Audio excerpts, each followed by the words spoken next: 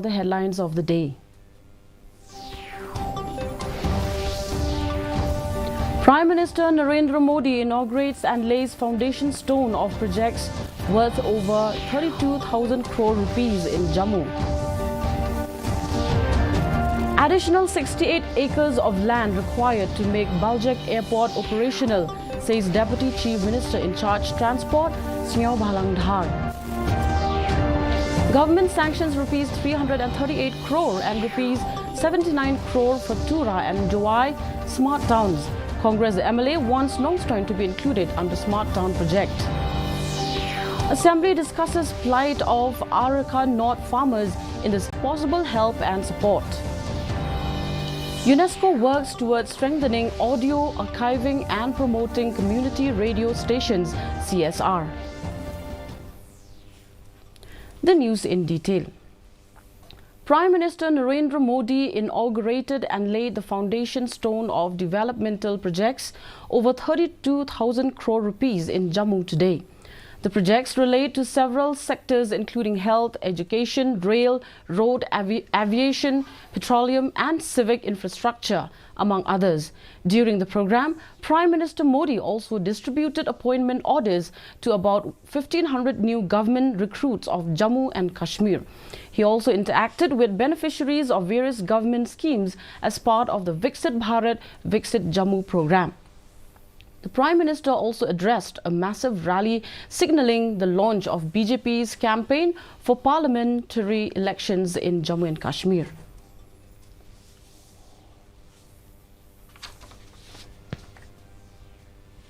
Deputy Chief Minister in charge of Transport Sneo Bhalang Dhar, while replying to a question raised by the MLA of Ampati, Miani D. Shira, during the ongoing budget session, said an additional 68 acres of land is required for making the Baljak Airport operational.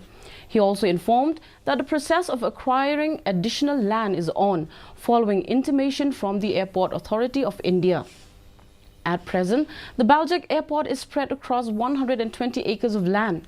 Dhar informed that rupees 3 crore has been sanctioned for the second phase of land acquisition. He also informed that Chief Minister Conrad Sangma had written many letters to the AAI, but unfortunately, the reply received was that no bidder is interested in bid for the operation of small aircraft. The airport was delayed quite some time.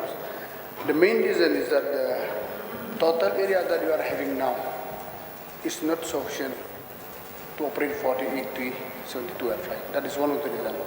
The 68 acre now is under process of acquired, and only then after the acquirement of the additional land, then we will ask the airport authority to send the DPR for the infrastructure development. Only then we will be able to go for the further course of action. Not yet, because we have to acquire first the land, and then DPR for the infrastructure will be made.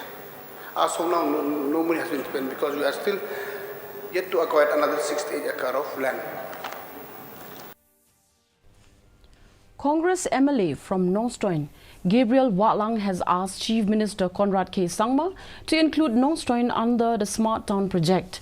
Earlier, Sangma informed the House that the Meghalaya government has sanctioned rupees 338.152 crore for Tura Smart Town, while an amount of rupees 79.8 crore has been sanctioned for Jowai Town.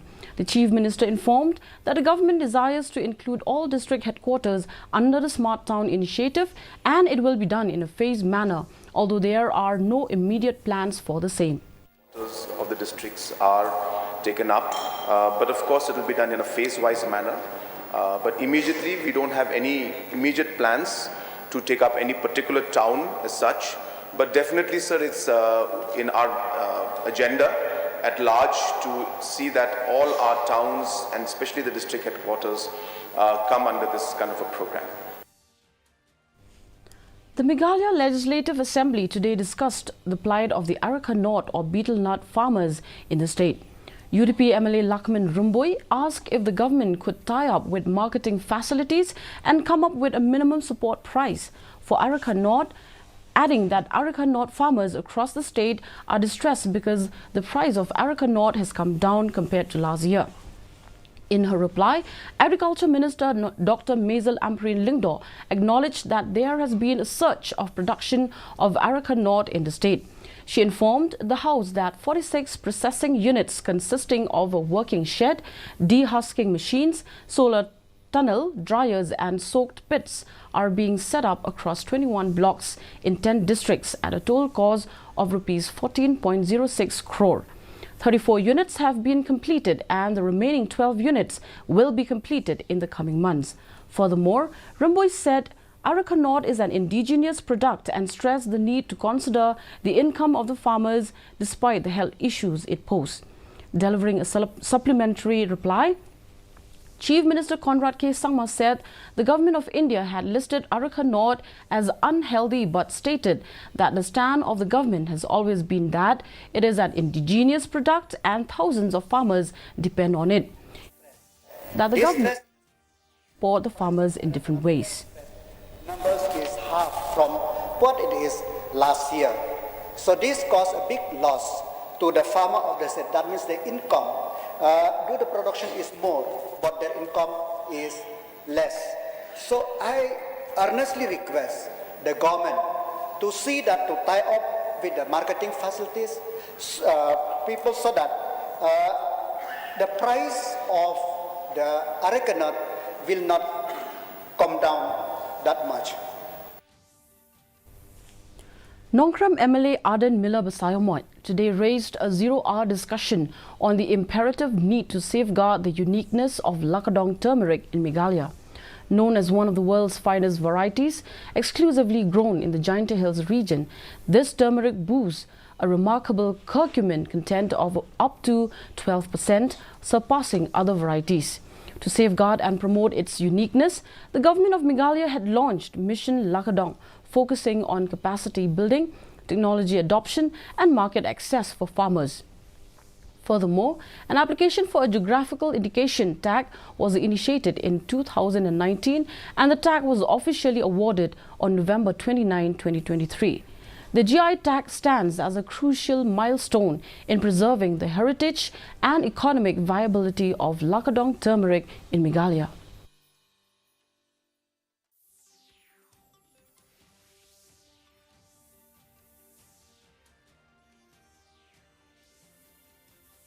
The decline on the sale of Lakadong turmeric, which has really surprised me.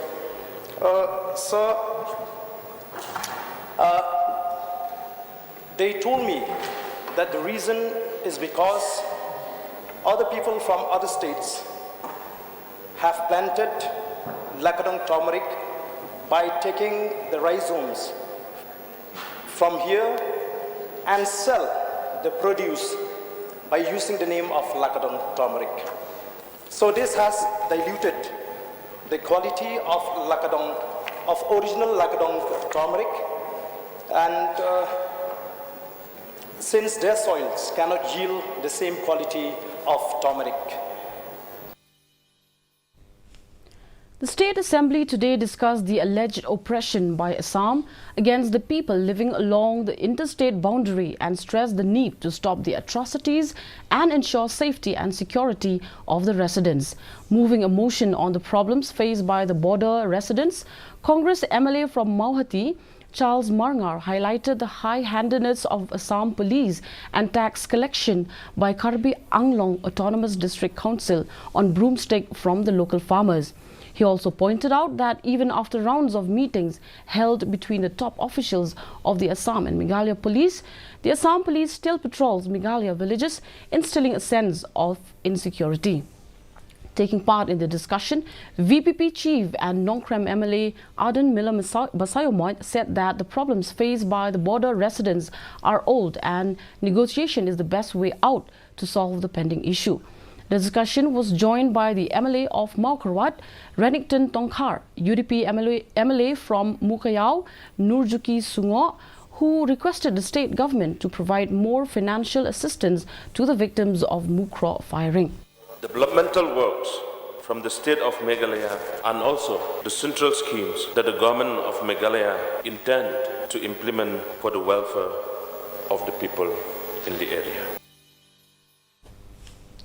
Meanwhile, during a short duration discussion, the MLA of North Shillong, Adalbert Nongrum, expressed his concerns over the reported flawed implementation of Jal Jeevan mission in the state. Nongrum questioned the concerned department regarding the data and the monitoring procedures on the web portal. He said that the ground reality is different from what is projected in the online portal that displays household with tap connections, as many households are without any tap connections. This is not the first time that we all heard that this government declared such high coverage in JJM. I have been following the news, and even as recent as last week, the PHE minister has quoted similar percentage of achievement and term JJM implementation in the state as success story. Not to take away from what even the Honorable Chief Minister has proudly addressed to press and media since December and last year, that the state has surpassed the national average in providing tap water connection to households. UNESCO is making efforts to strengthen audio archiving and promotion of community radio stations.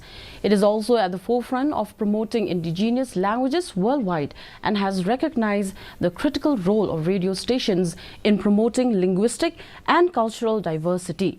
While speaking at the two-day capacity building workshop for Akashwani and community radio stations, CRS, held here today, UNESCO Advisor for Communication and Information for South Asia, Hezekiel Lamini, said the CRS can be a strategic partner in preserving and promoting indigenous languages.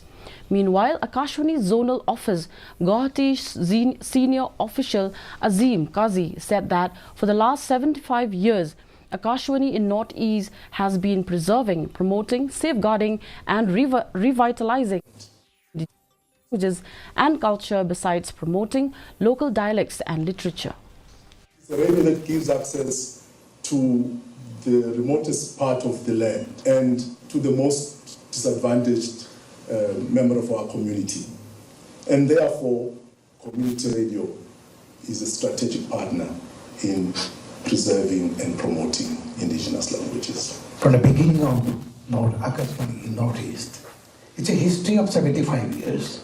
Akashvani in Northeast doing all the things, preserving, promoting, safeguarding and revitalizing not only Indian languages, not only indigenous languages, indigenous culture, everything which promoting cultural heritage, it's promoting dialects, it's promoting literature. Sitting Congress MDCs Batskem Rintathyang from Mairang and Karnes Soshang from Malkarwat constituency were inducted into the National People's Party by National President Conrad K. Sangma and State President Preston Tinsong at the party office in Shillong on Monday. Along with the two sitting MDCs, a former MDC from Sora, Donvan Karwanlang, was also inducted into the party.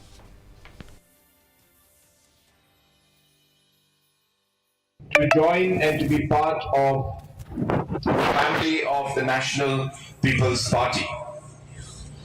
At the very outset, as the National President of the National People's Party, it is with great honor and a great sense of happiness that I would like to welcome each and every one of you to our family of the National People's Party. Welcome to the NPP. Arunachal Pradesh and Mizoram are celebrating their statehood day today. It may be mentioned that Arunachal Pradesh and Mizoram were granted statehood on this day in 1987. President Draupadi Murmu, Prime Minister Narendra Modi greeted the people of both the northeastern states.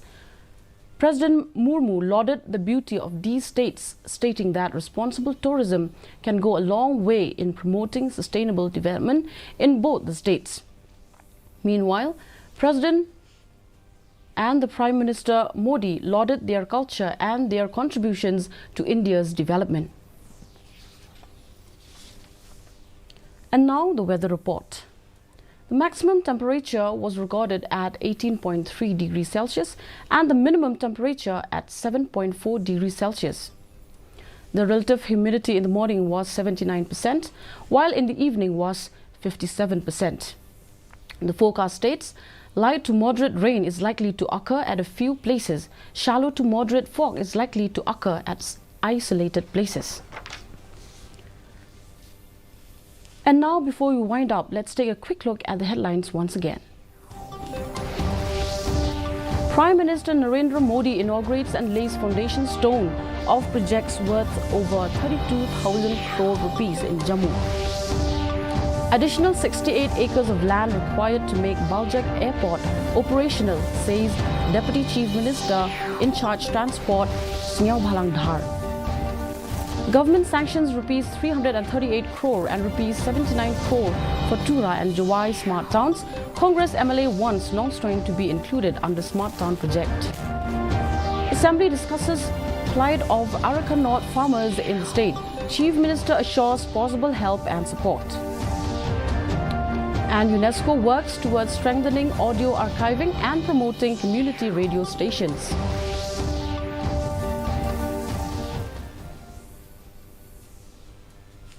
Well, viewers, that's all we have for you in today's edition of the news. Thank you for watching and good night.